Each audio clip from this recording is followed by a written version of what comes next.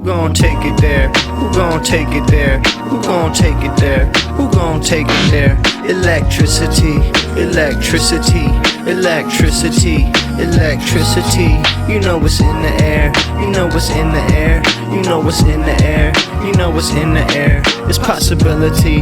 It's possibility. It's possibility. It's possibility. All right, so Adam Friedland of the Adam Friedland Show managed to get Zohran Mamdani on his program. We were all wanting this to happen, especially before the election. We wanted to see this interview in particular.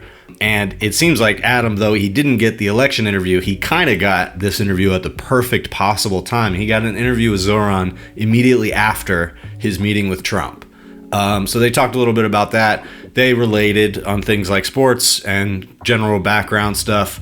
But essentially they just talked about sort of the dynamic of where Mamdani's life is at and the potential of this moment. And they talked a little bit about the Trump thing as well. I think, I've said this before, I think Adam could have done a better job with this interview. It's a very fun interview, and the awkwardness of, you know, Adam making kind of poorly timed jokes is always entertaining. But when you have a moment like this, like, in my opinion, this was the moment to get the most thorough description of what happened that day as you possibly could. And he got a few things, but it just seems to me there were a lot more questions to be asked about the meeting and things that I would have wanted to know. But that being said, this is a pretty great interview, and the best possible place for him to talk about this is in that type of environment where it's very casual. You just get a different side of people in this interview style. So that's why it's appreciable. I just think he interrupts a little bit too much, and it prevents people from fleshing out what they're saying. But I've never interviewed politicians like this, so at least he's trying. He's trying more than some of the other podcast bros. So let me play for you a couple clips here of Zohran talking about his meeting with Trump, and then we'll get into some more stuff after that. You take a selfie on a plane. Yeah. No caption. That is like Drake vibes a little bit. Hit the emoji though. You hit the emoji. Come on. You know where I was What do you think going. about the plane? What do you think? Like, you think like what's the game plan there? Honestly, I knocked out on the plane. You slept. Slept. It's a 30-minute flight. I mean, you looked a little bit like. That was the joke on the internet. I don't know if I can make these jokes. You look a little bit like you took you hit nothing. You can say it. You look a little bit like you hit the edible before the flight. Why would you say it was that? 30 minutes. I'm Why sorry, would you say Mr. May. that? I know. Why would you say that It's to me? like, I don't know. I apologize. You walk in like he gave you a tour of the White House? He gave me a tour of What was the weirdest thing he showed you? the Oval Office and the Cabinet Room. What's that thing? He had to have shown you one thing weird. I mean, he showed me the portraits of all the presidents in the Cabinet Room. Yeah, he saved the FDR for you. The FDR was beautiful. It was really nice. And we talked about FDR for a little bit. And honestly, you don't have the LaGuardia record if you don't have FDR. Yeah. But we talked about that. I walked in. First you get there, and it's just you alone, and there are two people like guiding you through to get to the Oval Office. And they're like, they want you to see this room and that room. And then I sit down waiting for the time of the meeting. And in front of me are like all these different coffee table books. And one of them is UFC at the White House. Oh yeah, he's bringing it there, right? I had no idea, but I was in the rose flipping through that. Yeah. And so you saw like guys fighting each other? No, it was just What was it? UFC? It was visualization. of Like what the... Yeah, the octagon is. Yeah, it's gonna look like. Yeah. Are you gonna go? No. Are you? Can I ask you a question? Like, how did you not laugh? When the 135? How did you keep the face during the press conference? Oh, dude. Because we were all dying, and I'm like, my boy Zohran was like just straight face. He said, "Just tell him yes." Yeah. How did you keep that face? Honestly, I was just thinking about New York City. Yeah. I mean, it's like the whole time I was trying to think about the difference between if you have a White House that is working towards an affordability agenda or one that's making it harder to live in the city. Yeah. That's kind of what kept. Do you feel like as if the president sees your popularity? He loves the ratings. Ton of reporters. He sees it. He's, I think, handsome. I think he thought handsome. Did you ever eyes up here, Mr. President? You were elected because you're trusted on your policies for affordability. Do you think he's maybe a little bit trying to like swagger Jack a little bit? You know, I actually think there are a lot of places of disagreement with the president. I think one of the things that was remarkable to me is I told him that, you know, our campaign started on October 23rd of last year, but the moment when a lot of people, or not a lot of people, some people started paying attention was after he won the presidency. We did the video on Fordham Road, Hillside Avenue. Yeah. We talked to Trump voters and we asked them why they voted for him. And it just went back to cost of living and it went back to cheaper groceries. Yeah. And that was a lot of our campaign. And he liked that it was 1 in 10, right? That's like he liked. 1 in 10. He liked. And there was, I mean, did you see the guy who has the MAGA from Mamdani hat? Yeah. Did you expect him to like you as much as he did? I was trying to prepare for a lot of different situations. I know. It's like when you're on that plane taking that selfie, I mean, that could have gone could have gone in any direction. I mean, like, did that feel best case scenario, or like, were you like? I mean, it honestly felt like the most productive meeting we could have had. Yeah. I mean, a meeting where we talked about ULURP, we talked about, you know, groceries, Con Ed, rent, childcare. That feels like the best meeting you can have. So more details here. It's hilarious that Adam got the scoop on this. That's the type of high-level wheeling and dealing. Obviously, Mamdani owed him a favor, didn't come through for the interview during the election, had to give him a big scoop. You know, I see what's going on in the smoke-filled back rooms. I thought this was a good interview. This is the type of interview I would want to see him talking about this meeting with Trump. I would have liked to hear more about like what it was like talking to him and what his sort of impression was. It seems like he did just an incredible job of keeping the focus on like his agenda, the affordability agenda. And I mean, it seems like he just has a superhuman talent for that. And so that as mayor, that as any type of political operator, is like really a hopeful thing to see. And I think is what gives a lot of people a different impression about Zohran. He seems to have a lot of energy, and he seems to be really smart in his ability to just keep coming back to this affordability thing and like really practical ways to make that happen. And he said before his meeting with Trump that was what he was going to do. He said, I'm going to go and talk to him about what it can look like to make the city more affordable for New Yorkers. He keeps saying that. And then he even says that here. Like, I was just thinking about New York. And he says, I was thinking about the difference between a White House that doesn't help make life more affordable for New Yorkers versus one that does make New York more affordable. And I just think that's fascinating. That's where I say I want to hear more about like what that looks like in a conversation with Trump. Obviously, it seems like Trump went into it in the mood to have a good meeting with the guy, because if he wasn't in that type of mood, something probably would have went wrong. He seems like a very hard guy to keep on topic, to keep focused. Maybe they have him on Adderall these days. I don't know. You hear less speculation from the resistance libs about that now. But whether it's, like he said, him talking to people on the streets of New York about why they didn't vote or why they voted for Trump, or him talking to Trump himself, this focus on affordability has really carried him so far and seems to be endlessly politically potent. And so we'll have to see, because he is, as he's setting up his transition team and, you know, setting up some of the political relationships that he's going to start out his mayorship with, he is making some more institutionalist choices out the gate. So that's his approach right now, is that he wants to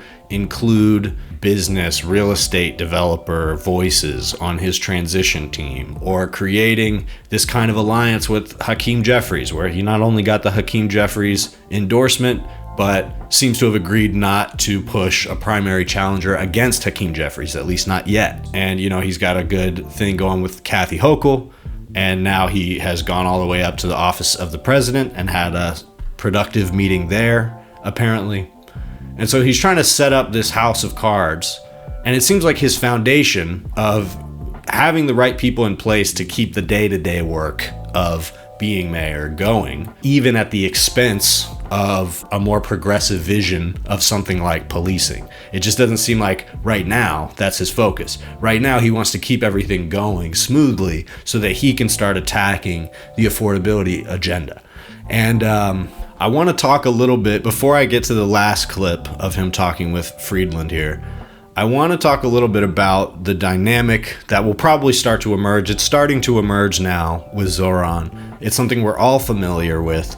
And so I just want to talk about it and see if we can get a clear idea of this that can maybe help us move forward. When it comes to the left flank of the movement, the idea that, somebody like Zohran Mamdani is kind of propped up by the leftist momentum in the movement, and then inevitably when someone is in a position of leadership in that role, it's not enough. They're too much of an institutionalist. They're too establishment. They've become establishment. And so for voices that like to say that, you're hearing it already about Zohran. Those critiques are emerging. Some of them are sound. Some people like to take it as far as they can with as little to go off of. But the reality is, it's part of the dynamic of how these things work. And it's actually not a bad thing. And what I would like is for us to, on both sides of just that debate, the sort of inter-left debate, I would like for everyone to have sort of a tacit agreement to play their role. Because that left flank that is constantly pushing back against, people in power, constantly reminding elected officials and anybody who is leading the movement in a very official capacity that it's not enough, they're not doing enough, and certainly that the institutionalization of their power is problematic. Those voices help to continue to push the conversation further left. Because what happens when a guy like Zohran is running, especially in the beginning of the primary, he's running against the institution. He's the left flank against the institution. But then he wins, and all of a sudden he has institutional power. And so he is the institutionalist now in this movement. And it is very clear that he's embracing that role, at least trying to, out the gate. And he's not there yet, but what he's doing with these decisions now does matter. And it's natural that in the role that he's in now, government, he's going to be more of an institutionalist because his concerns are broader now than the narrow set of issues that might have motivated his run. And so the left flank, their job is to continue pushing left because naturally the institutional leadership that Zohran has to do is going to cause him to moderate. That's just what's going to happen.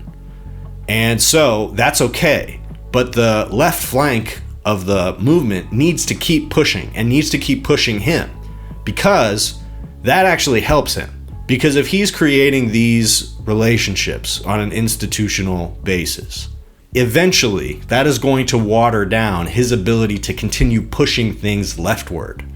So that momentum pushing things leftward has to continue happening outside of the institution. Now, what I would like to see from Zohran is him not just trying to harness the institutional power, but also continuing to utilize the power of the grassroots movement that helped to push him to where he's at. But just understand that historically, that left flank versus more institutionalist negotiating approach has always existed. Even if you look at the civil rights movement, and you even see it on the right now, where once somebody is the leader, all of a sudden they start making moves that annoy people who are in the activist base. So those activists keep pushing away, and eventually they find new leaders and they prop up new things. And so what's very important is to create that space, because if nobody is there, if the movement itself is watered down, once the institutionalist starts negotiating, then that institutionalist is not going to have any room to continue pushing in the direction that their momentum was already going. And that's what happened with Barack Obama. The activist base that helped Barack Obama become president essentially became irrelevant once he was. And because of that, there was no more space to continue pushing the conversation leftward.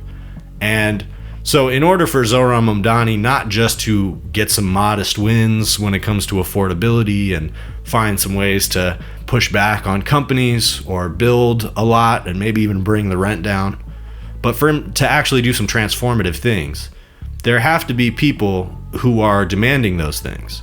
And I think that everybody should just do their job, because those people's job is not to be nice to Zohran Mamdani. It's to demand things of him that seem radical but are possible. And it is the job of the institutionalists to ignore the noise of those agitators while also taking their demands seriously. And that's the hard part. That's the interplay between these two things, because these are two groups that are naturally going to annoy each other, right? The liberals are annoyed because there's finally some institutional progress that's happening, and all of a sudden the left flank is trying to tear it down. The left flank is annoyed at liberals because of their endless deference to institutional power and authority without much creativity outside of that. But just because that tension exists doesn't mean that there can't be an understanding that this momentum of this movement, this churn, can actually keep sending things in a positive direction if the interplay between those two groups is healthy. In other words, if the agitation that the left flank is doing is actually helping to create better solutions institutionally. And I think probably the best version of the movement is one where most people can play the different roles interchangeably. And to be able to be an institutionalist when it's time to be an institutionalist, and be radical when it's time to be radical. And it's possible that that's exactly what Zohran is doing. And we'll see. You know, take everything that I say here with a grain of salt when it comes to what's going to happen with his mayorship, because he's been quite impressive so far. So, you know, he may be able to pull things off in a way that nobody is thinking that he can. But it is a fair critique right now that the way he's moving is not somebody who wants to shake the trees and really make some disruption happen. This is somebody who wants to, frankly, do as good of a job as mayor as possible. And that's a good thing, but not necessarily going to lead to some kind of major earth-shaking change. So in order for him to have the ability to do that, the pressure to do it is going to have to exist and be a part of the conversation. And that's the left flank's job. Their job, in my opinion, is going to be to cut the guy some slack if he's doing a good job. You can keep agitating to continue pushing the conversation left and pushing for the next thing and the next solution. But this guy also has a unique chance to show a new form of governing that might actually work. And so far, he seems to be talented enough to do it. And so if that is working, people should cut him some slack and let him cook while also continuing to apply the pressure. So I'll quit rambling on that and play this last clip, and then we'll wrap this up. What made you run for mayor? Like, what made you decide to run for mayor? I think one of the things was that I was very frustrated with the fact that Eric Adams, who was at that point running for re-election, was making it more expensive to live in New York City in clear ways that he had direct control over, and then pretending like he was just a bystander. He would write a letter in support of Con Ed when they wanted to increase gas and electric by more than $60 a month. He would raise the rent more than 12%. He would increase the water bill. He would. But like the conditions for you, I mean for me, you're like, this is the time I'm gonna run for mayor. I think the thinking was that I wanted to make a case specific about cost of living. Yeah. And there were a lot of people who looked at kind of the swing of our politics and thought that the only way to beat someone heading towards the right is to head towards the right yourself. And you felt like you were gonna win? I felt like I had a 3% chance of winning, and that's probably giving me an extra 2 points. Was there someone that you spoke to who said don't run? Oh, tons. Yeah, so some great insight into what motivated him to run this campaign. I find it very inspiring that he wanted to make a campaign about affordability, and the success of that has just been astounding. And I think it's purely just the discipline of it. It's a very focused message. It's something that directly connects with people's lives, and he's just relentless about it. So I think his continuing to approach that as mayor, I think, is what's going to set him apart. I think he knows that that's his most valuable asset, is his ability to stay disciplined on that. So yeah, I think there should be voices that are pushing, against him and pushing on him, as with any leader. But there's got to be room for him to accomplish those things as well. And we should expect there to be controversy about that. That to create political noise in one area is bad for his ability to pass this other thing. And the more compromised those proposals are that he's preserving his political capital for, the more frustrated the radical flank is going to be with those proposals. And that energy is going to be righteous, even if it might seem frustrating in the moment. So I'm just saying to expect that. But like I said, he's an impressive guy, so maybe he'll blow all of our expectations out of the water. I can only hope so. Pressure getting pressed, do you feel it now? What even happens next, I don't really know. Voice carries less, can you hear me now? Soon as I get blessed, time's running out. Pressure getting pressed. Pressure getting pressed. Feel the pressure getting pressed. Yeah. Pressure, do you feel it now? I'm just saying this.